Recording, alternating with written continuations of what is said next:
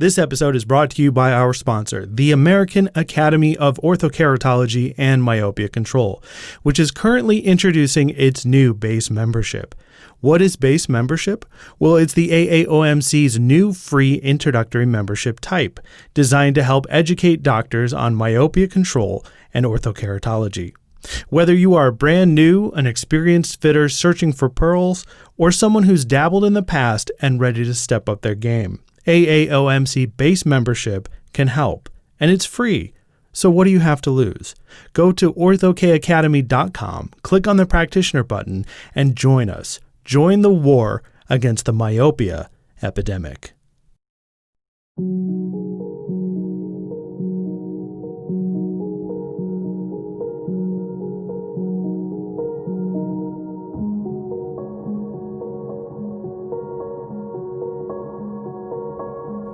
Welcome to The Corrected View, a podcast about myopia control and the people devoted to its role in specialty care.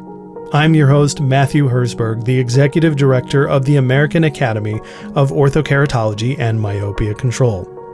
In each episode of this podcast, we will be discussing news, education, and important topics relevant to the clinicians, academics, students, and industry experts that make up our overall larger community. In the episode I have for you today, we interview Dr. Cheryl Chapman about her article in the AAOMC's quarterly newsletter, Myopia Control, an Argument for Axial Length. We'll be discussing why you should or should not be measuring for axial length, why this issue is so hotly debated, and why Dr. Chapman believes that it's 100% essential. But before we get to the episode, I wanted to take a quick moment to ask for your support. The American Academy of Orthokeratology and Myopia Control is in the midst of a fundraising campaign after the pandemic forced us to cancel our annual education meeting, Vision by Design 2020. Due to the financial obligations and refunds from Vision by Design, the AAOMC has a huge financial hole we now need to pull ourselves out of.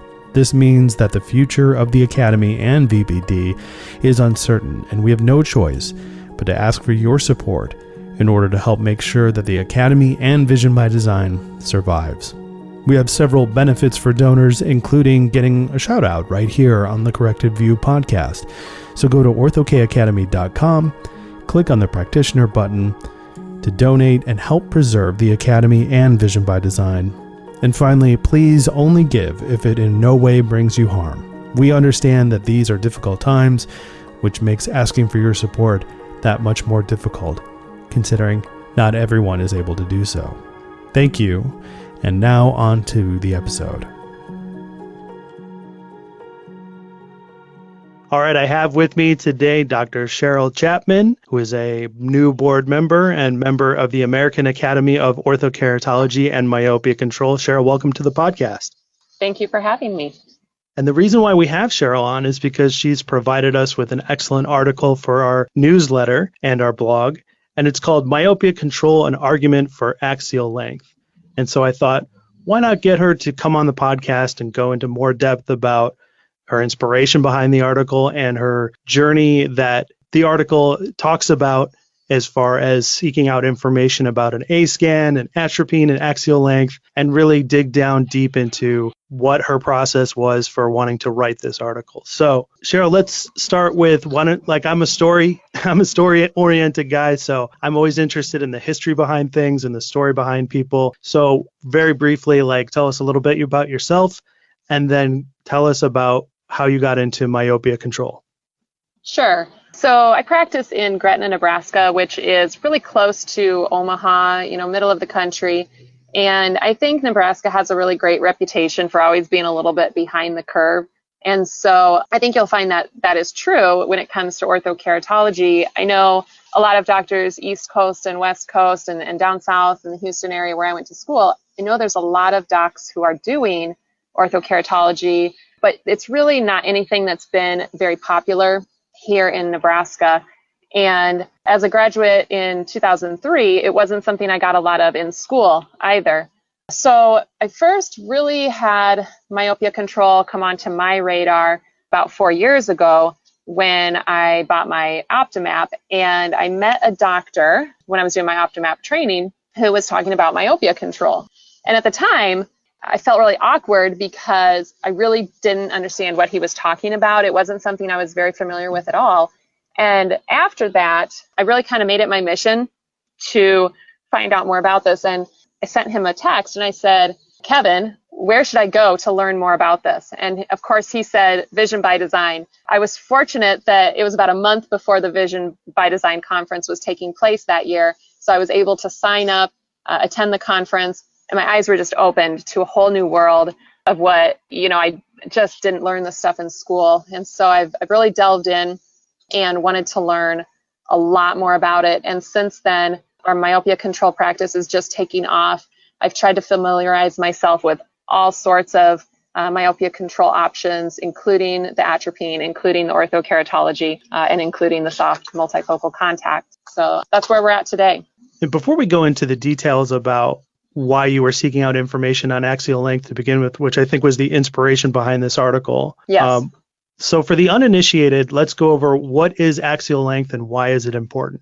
Okay, so most people listening to this podcast, I assume, are optometrists, and we all know that axial length refers to the length of the eyeball, and the longer the eye, the more myopic it tends to become. And so, when I started looking at atropine and they were talking about the axial length relevance at Vision by Design, but it was mentioned a little bit more, I would say, like as an afterthought. So I came back to my practice, and I say this in the article that I wrote too. I put this out there on Facebook and said, what instrument is everybody using to measure axial length? I'm ready to pull the trigger. I'm ready to start measuring axial length. And it was like crickets.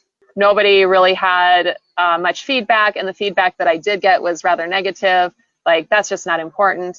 And at the time, not a ton of doctors were doing it, although some were doing it, and were doing it quite a bit. But it really wasn't top of mind for many doctors. And so that made me feel even more compelled to dig into it a little bit deeper and really pay attention to articles that were coming out on it. And what really tipped the scales in my mind was when the LAMP study was published in January of 2019.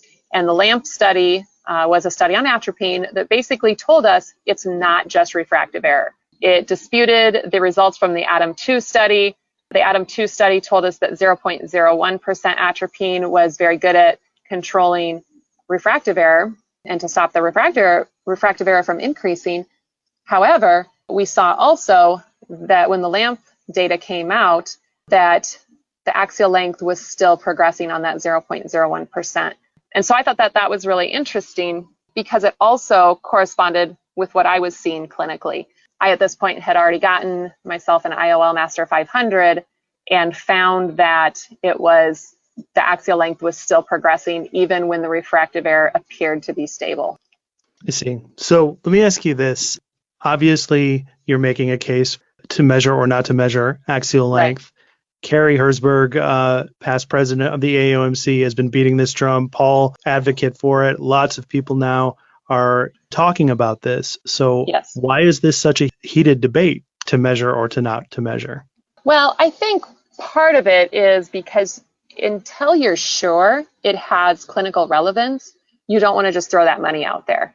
Okay, so, and I think that's okay. I think it's okay to be sure that there is a reason to do it before you're just investing in new equipment all the time. But, so I think there is some resistance for that reason. But I think, too, some of it comes down to people who've been treating myopia for a long time. If they have felt like they're doing a good job, if they have felt like their results are stable, they might also be in the camp of, if it's not broken, don't fix it. So they may not realize what they're missing. But I think that, as some of these doctors start getting on board with axial length measurements, they may, in fact, realize, oh, okay, well, that's a situation where maybe I wasn't getting as much data as I could. So, Matt, I think of different analogies to help us wrap our minds around this a little bit more. And one analogy I think is really good is think about the way that optometry used to treat glaucoma before we had OCTs.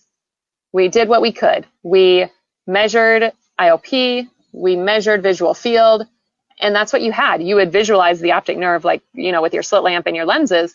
but you really didn't know what was happening with the nerve fiber layer thickness to the level of microns, right? Mhm. But then OCT came out, and over time, OCT has evolved to where it is mainstay, and I don't know anybody who's really managing glaucoma without also measuring the nerve fiber layer thickness with OCT.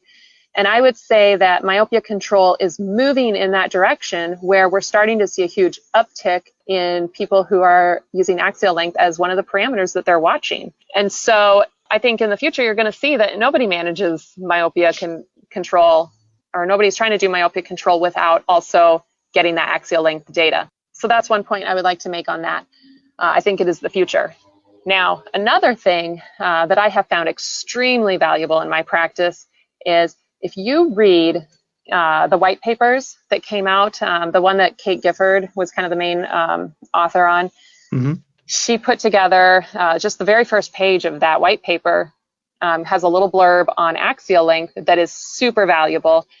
Basically, in a nutshell, is what it says is that someone who's progressing or onsetting myopia, you will see an uptick in their axial elongation, like it's changing more rapidly, up to 3 years prior to the onset of myopia, and for up to 5 years after.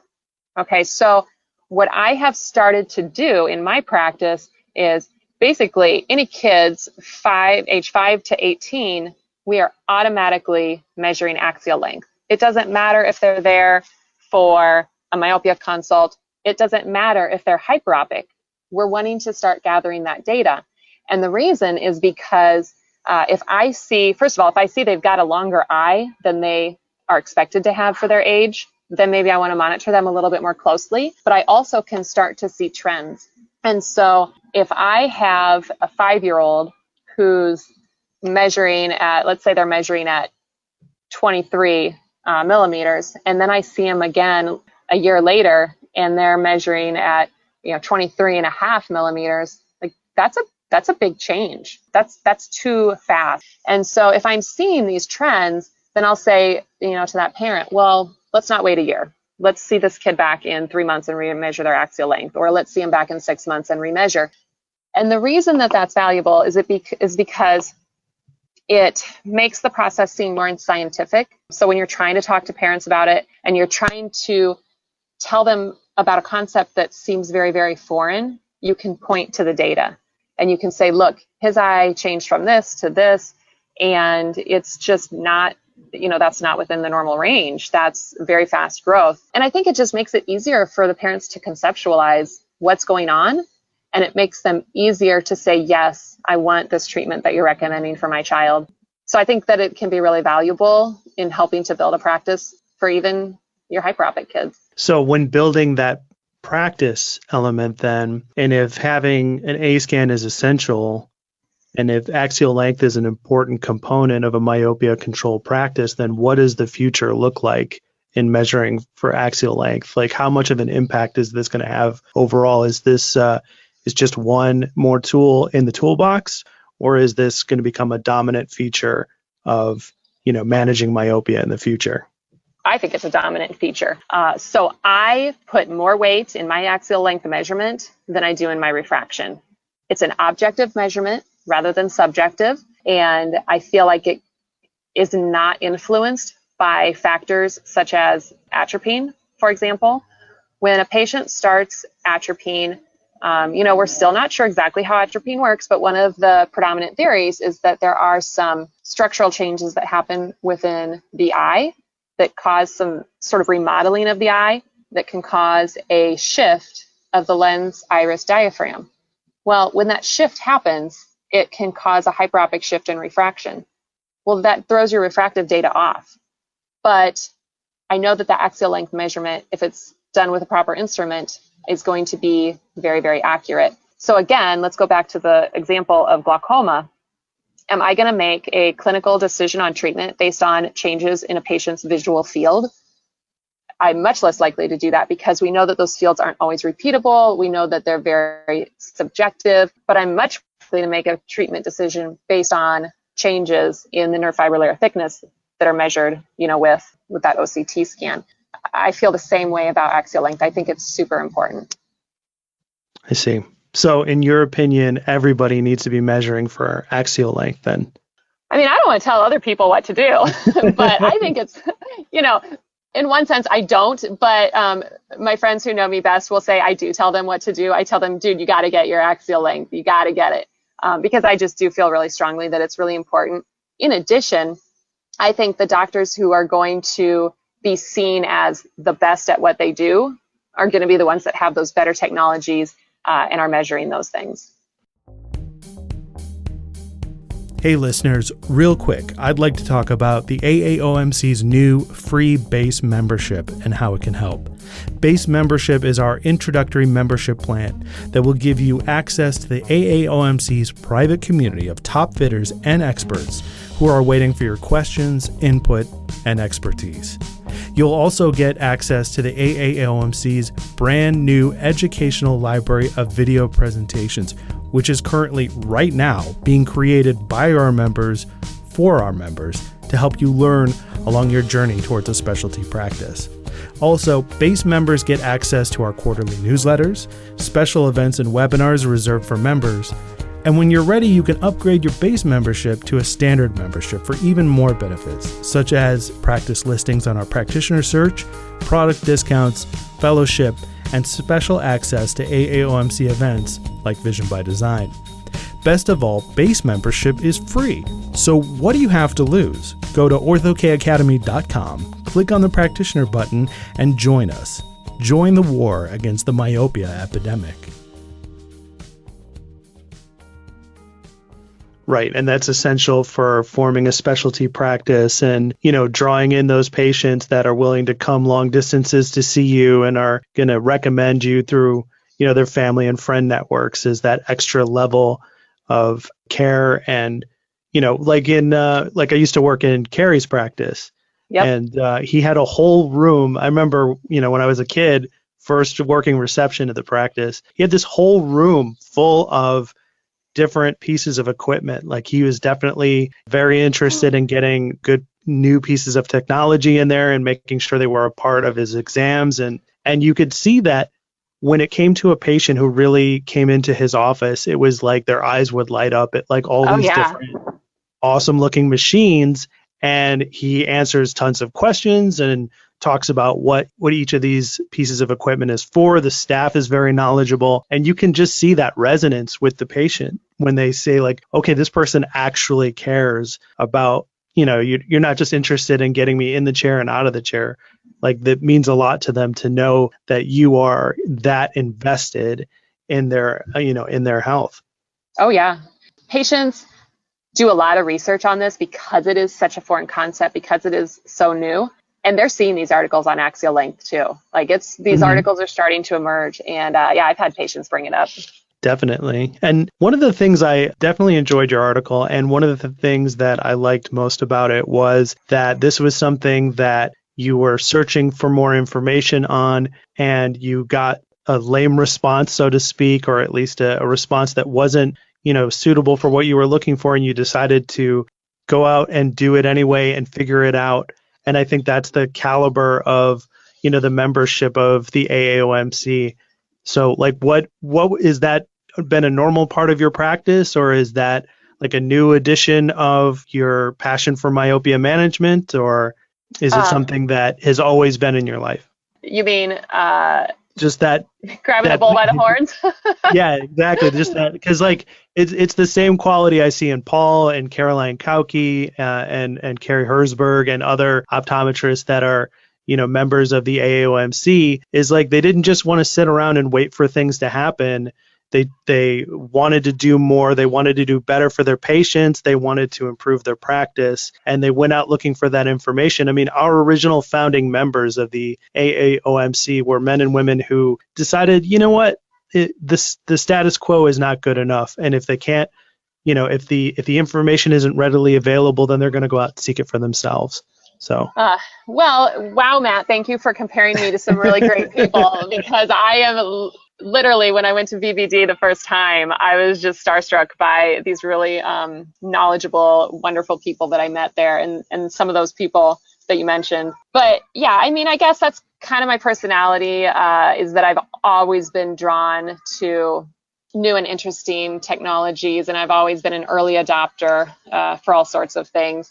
And so I guess you could say that I can be quite tenacious at times, but it's hard. It's kind of a leap of faith when you put yourself out there on an online forum and you ask a question and people kind of just dump water on your idea, Sure. and that kind of can deflate your ego a little bit. But I decided I felt strongly about it, so I wasn't going to let that get me down, and I'm glad that I kept looking for answers. Yeah, when I'm reading in Facebook groups or whatever the case may be I read what optometrists are posting, and it's like I feel like I live in two different worlds online when it comes to my professional life, because in one case I run an academy of optometrists that are like yourself, and like I described earlier, very passionate and focused, and definitely intent on trying to fight this myopia epidemic. And then on another side is like optometrists that like seem deflated and defeated and have all but just given up, if not given up, and are just, and it's interesting to see these two sides of it. And I'm often wondering, what does it take to bring somebody over from one side into the other? So that's why I asked the question, is maybe we can shed some light on who the people are in our academy. Go ahead. Yeah. Yeah, I have a few thoughts on that. So, okay. I think that one thing that's really valuable about the American Academy of Orthokeratology and Myopia Control, I think one thing that's really valuable is that they're very, very supportive. And if you are a new doctor or a doctor who's new to myopia control and it's something that you really want to get into, I think that the AAOMC is one of the best organizations you can align yourselves with, because it's just so incredibly welcoming. And I mean, there's no way I could have done this without the AAOMC and the support I got through just even being on that, email group where I see all these questions and you can just kind of read through the answers that the really veteran fitters are, giving their input, whether it's, how to deal with comfort issues and different solutions available, and, what happens when that solution or that eye drop goes on recall, and, what do you guys think about this lens or that lens? Like, that value there is so high, I just can't even believe it. But I know that how many times I had a question and I would reach out to somebody that I had met at the conference and they could answer my question and just kind of help me get a little bit further along and all of the idea sharing.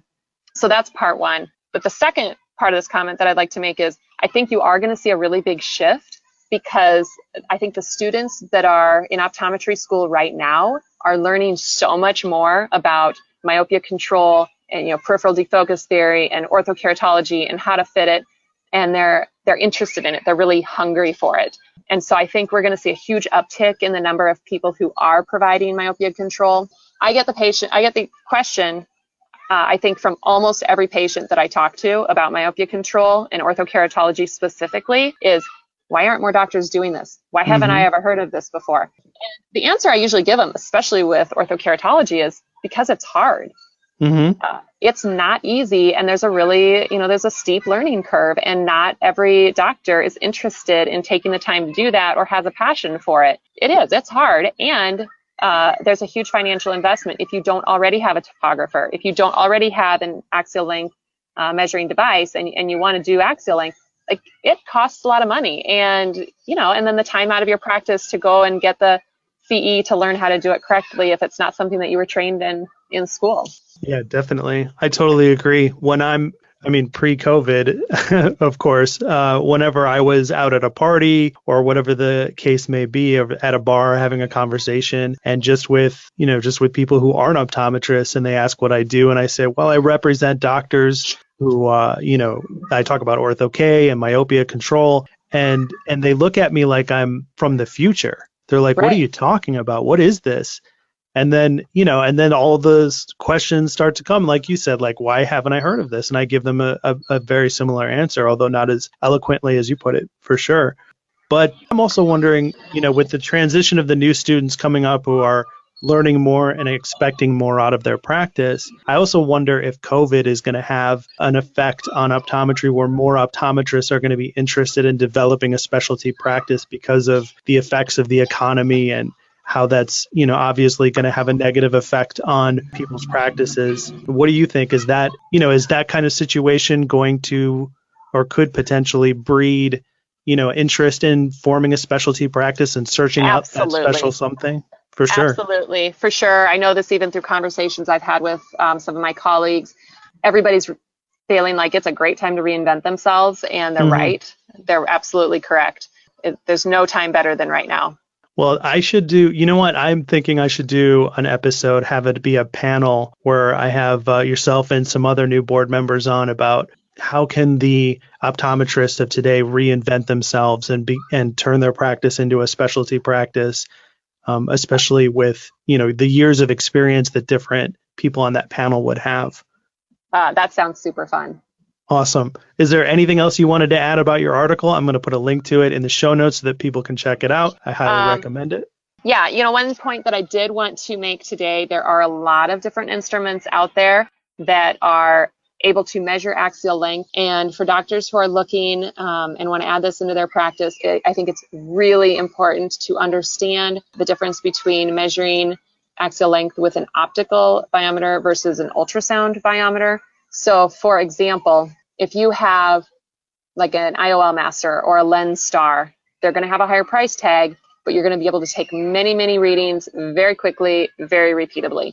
If you are trying to do ultrasound biometry, like that would be like a little instrument that contacts the cornea, that is going to be very, very time consuming, not necessarily accurate and repeatable. So even though they're a lot less expensive, I would recommend not going that route. I did buy one of those in the beginning just to sort of get my feet wet and realized almost immediately that it was a waste of money. All right. Well, as we mentioned earlier, the Academy is a resource that's available. And when this airs, we will have announced our new base membership, which is free. It's kind of a mini version of our standard membership that focuses on a lot of our educational resources. So we're opening the doors and inviting optometrists. Why don't you come in, be a part of our community?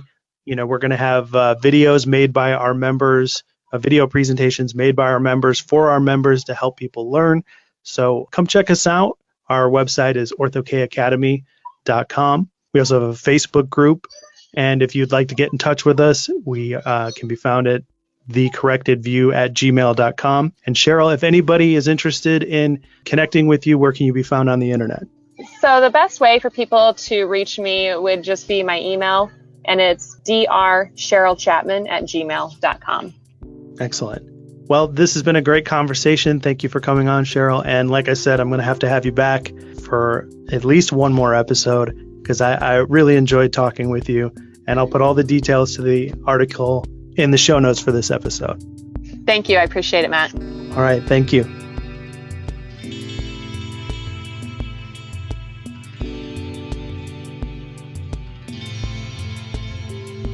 Well, that's it for this episode of The Corrected View. Remember that this is a community-based podcast, so it's not my opinions about myopia control that are the ones that count, but yours. So let us know what you think by emailing the podcast at thecorrectedview@gmail.com.